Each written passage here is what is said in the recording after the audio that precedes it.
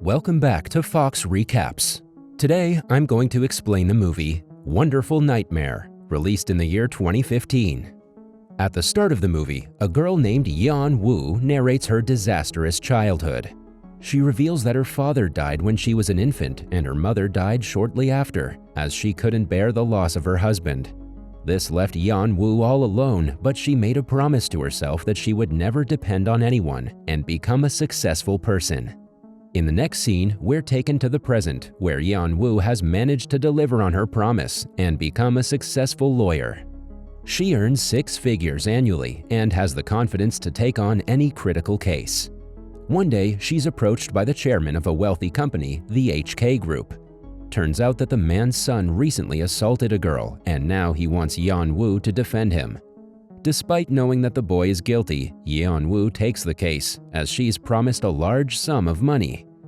During the trial, she threatens the victim's parents that she will defame their daughter if they don't back up. Hearing this, the parents become terrified, and they eventually drop the case after realizing that they don't have the finances to continue it. Impressed by her work, the chairman assigns Yeon Woo another task. He asks her to clear the slums from a nearby area so that he can build some commercial apartments there. Before Yeon Woo can reply, he offers her a luxurious BMW and a VVIP Platinum card. Hearing this, Yeon Woo immediately accepts the job. Later, Yeon Woo arrives at her lavish apartment where she lives alone. Here, we get to see that she's made a fortune out of her work.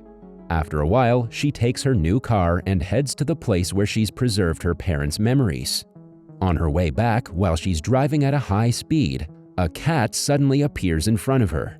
She swerves her car dangerously, and as a result, it hits the roadside railings. In the next scene, when Yeon Woo wakes up, she finds herself in heaven. Confused, she immediately heads to the receptionist and shows her birth card. On checking the records, the receptionist finds out that there's been a mistake. Turns out that Yeon Woo was scheduled to die in 2054. She reports the blunder to the director of Heaven, Mr. Kim, and the latter apologizes to Yeon Woo for their mistake. He then offers Yeon Woo the life of a housewife named Kang till he rectifies the record. Yeon Woo immediately disagrees to live as a housewife, but when the director claims that it's the only way for her to return to Earth, she reluctantly agrees. Following this, Yeon Woo wakes up in a strange apartment, which seems to be of a middle-class family.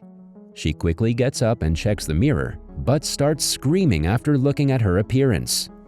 Hearing this, her husband, Sung Hwan, arrives there, but she starts screaming even louder. After a while, Yeon Woo skims through some pictures of her wedding with Sung Hwan and realizes that she's there to replace Kang. To her dismay, she also gets to know that the couple have 2 kids, a teenage daughter, Ha Nul, and her younger brother, Ha Ru. Just then, the little boy approaches Yeon Woo and requests that she take him to the bus station so that he can go to school. Although hesitant, Yeon Woo obliges and takes her son to the bus station. After leaving him there, she proceeds to return home, but just then, Kang's friends approach her. They then forcefully take her to a part-time job, but Yeon Woo has no idea on how to work. Here, it's revealed that Yeon Woo's current family is suffering financially. Later, the ladies head to a restaurant and start conversing. There, they remind Yeon Woo about how she was married to Sung Hwan at the age of 18. This shocks Yeon Woo and she starts feeling uneasy. She immediately heads to the bathroom and there she encounters Mr. Kim, who warns her not to change Kang's life. Instead, he suggests she adjust to her life as quickly as possible. Fed up with everything around her, Yeon Woo decides to live her life in a lavish way and heads to the supermarket. There, she collects some expensive food items, but when she proceeds to pay, the card hits its limit. At night, Sung Hwan approaches Yeon Woo and tries to make love with her. However, the latter becomes enraged and starts accusing him of marrying an underage girl and forcing her to have children. Here, she starts talking like a lawyer, and this stuns Sung Hwan. After the outburst, she decides to sleep alone and heads to the living room. The following day, Yeon Woo reaches her old apartment and retrieves the VVIP card that was gifted to her by the HK Group chairman. She then heads to a fancy clothing store and buys expensive clothes for herself. When it's time for the payment, Kang's name appears on the card instead of hers, and even the signatures don't match. As a result, the cashier starts doubting Yeon-woo as an imposter, but despite this, she lets her go. In the next scene, Sung-hwan returns home from work and approaches Yeon-woo. At first, he confesses that it was his mistake for marrying an underage girl, but then angrily reveals that it was Yeon-woo who forced him to do so. He then enters the bedroom and gets shocked to see the expensive clothes bought by Yeon-woo. Enraged, he tries confronting her about it, but right then, some police officers arrive and take her away. At the police station, the officers accuse Yeon-woo of stealing the VVIP card, but her husband stands up for her and starts explaining various sections of the law like a lawyer. Turns out that Sung-hwan went to the same school as Yeon-woo, but due to financial problems, he had to drop out in the middle. Sung-hwan then suspects that his good friend Kang might have slipped her card into his bag after finding out about his financial condition. Meanwhile, the officers are still unconvinced by the theory, but as they have no evidence, they're forced to let them go. Outside, Sung-hwan asks his wife if she's having an affair, but the latter denies it. Surprisingly, he believes it and rubs her head before leaving. This surprises Yeon-woo, as no one had ever rubbed her head affectionately like that. Just then, Mr. Kim appears out of nowhere and chastises her for nearly ruining a perfectly happy marriage within 48 hours. Before leaving, he warns her to maintain good relations with her family, or else he will take her back. In the next scene, Sung-hwan asks Yeon-woo to join him at the district office party. Yeon-woo is initially hesitant, but after she remembers Mr. Kim's words, she agrees right away. Later at the party, Yeon-woo dresses elegantly like she used to in her previous life, and seeing her, Sung-hwan is astounded. Soon, he introduces her to the chief district officer, and the trio engage in small talk. Sensing the opportunity, Sung-hwan starts pitching his plan of building a barrier around the subway, but just then, his boss Choi interrupts the conversation and refuses the plan. Instead, he suggests renovating the footpath as it would save money. At dinner, Yeon-woo supports her husband and tries convincing the district officer that a barrier wall should be built. She claims that the common people need it urgently, while renovating the footpath would be redundant as it's already in good condition. This enrages Choi, and he meets the couple after dinner. There, he makes fun of Sung-hwan for bringing his wife to defend himself. Sung-hwan doesn't respond to it, but when Choi calls his wife a bitch, he loses his cool and punches him hard in his face.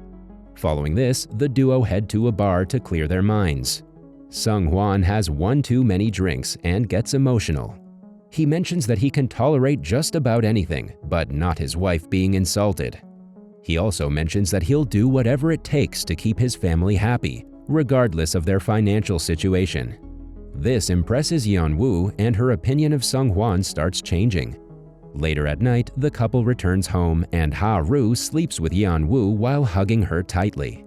Yeon-woo also cannot resist it and hugs him back. The next morning, Ha-nul asks her mother for some pocket money, claiming that she wants it for school. Yeon-woo immediately agrees, but puts one condition, that the little girl must fold all the shopping bags. Hearing this, Ha-nul gets enraged and storms out of the room. But as she needs the money, she comes back the next day with the folded bags. This convinces Yeon-woo, and she hands her daughter a good amount of pocket money. After a while, Ha-nul meets her boyfriend Kyung at his house. As his parents are out, Kyung starts getting close to Ha-nul, but the latter backs off as she feels uncomfortable. Just then, Ha-nul spots a hidden camera and also finds Kyung's friend recording her. Terrified, she runs away from there, but Kyung pulls her hair and stops her. In the next scene, a devastated Ha-nul returns home early and slams the door. Yeon-woo is surprised by her daughter's unusual behavior, and when she enters the room to inspect, she's shocked to see bruises on Ha-nul's face. Worried, she pleads with her daughter about what happened, and Ha-nul finally reveals everything. This leaves Yeon-woo speechless, but she still manages to console her daughter.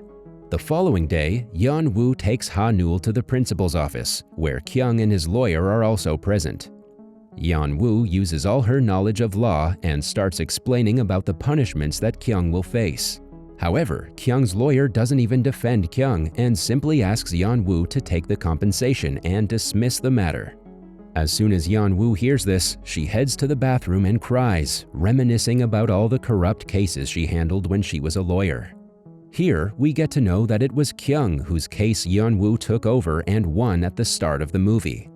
Meanwhile, Ha-neul comes looking for her and suggests they dismiss the case as they don't have the finances to continue with it. However, Yeon-woo is adamant on winning the case, so she grabs her daughter's hand and heads to the principal's room. There, the cunning lawyer again tries to manipulate Yeon-woo by mentioning that Kyung will not be affected by the incident, as he will be heading abroad shortly. However, Yeon-woo takes out her mobile phone and reveals that she has recorded everything. She then asserts that she will take the case to court and destroy Kyung's image as well as his career. This enrages Kyung and he starts berating Yeon-woo. However, she easily tackles him to the ground and forces him to apologize. Meanwhile, Ha-neul is shocked and proud at the same time to see her mother fighting for her. Following this, Yeon-woo starts doing all the household chores and enjoys her time with the kids. One day, Mr. Kim suddenly appears in front of her and reveals that she's going to die in a week. Yeon-woo begs Kim to not kill the kid's mother and make them alone, but Kim tells her that he cannot do anything about it. In the next scene, while Ha-ru is returning home with his mother after school, he suddenly falls unconscious.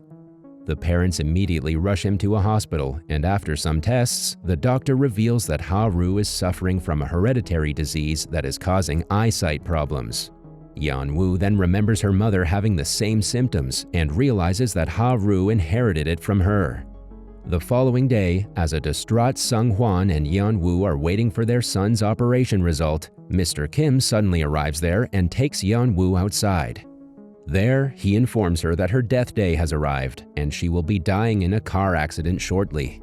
Mr. Kim then asks Yeon-woo to sit inside a car, but the latter replies that she wants to bid her family a final goodbye.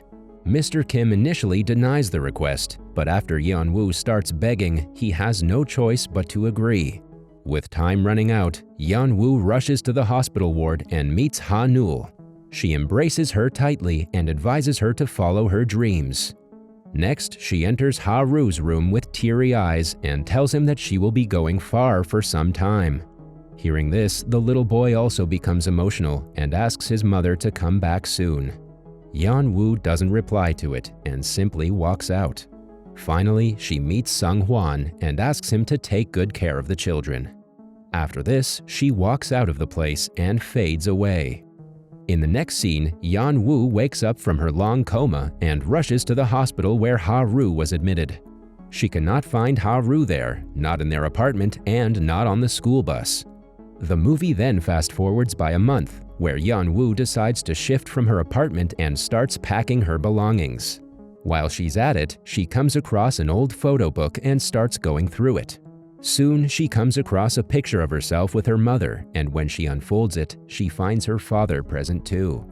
Yeon-woo is taken aback as it's the first time she has seen her father. What's more surprising is the fact that her father looks exactly like Mr. Kim. After the revelation, Yeon-woo makes up her mind to visit New Zealand, as it's the place where her father passed away. The next day, as Yeon-woo is searching for her seat inside the plane, she notices Sung-hwan, Ha-neul, and Ha-ru. This makes her emotional, but she decides to not reveal about her previous life. Instead, she asks the little boy about why they're going to New Zealand, and the latter replies that his mother passed away a month back, so they're going on a holiday to clear their minds. The movie ends as Yeon-woo reveals that she's going to New Zealand to meet her father. That was all from the video. I hope you liked it. Subscribe for more content like this, and hit the like button to help us out. Also, leave a comment if you want us to recap your favorite movie. Until next time, take care.